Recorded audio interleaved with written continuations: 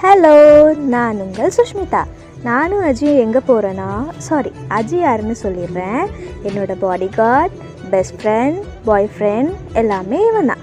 Okay, அஜியோட அண்ணா பாப்பாவை தான் பார்க்க போகிறோம்.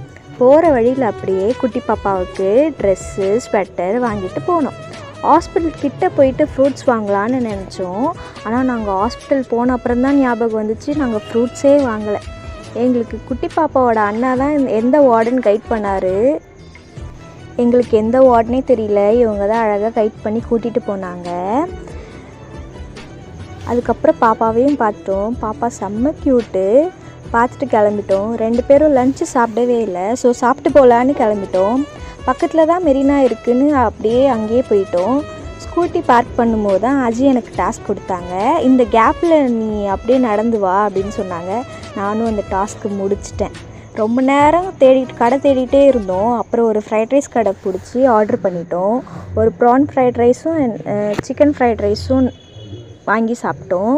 நடுவில் இந்த பப்பி வேறு விளையாடிட்டு இருந்துச்சு. நாங்கள் லஞ்சு சாப்பிடும் போதே 5:30 ஆயிடுச்சு.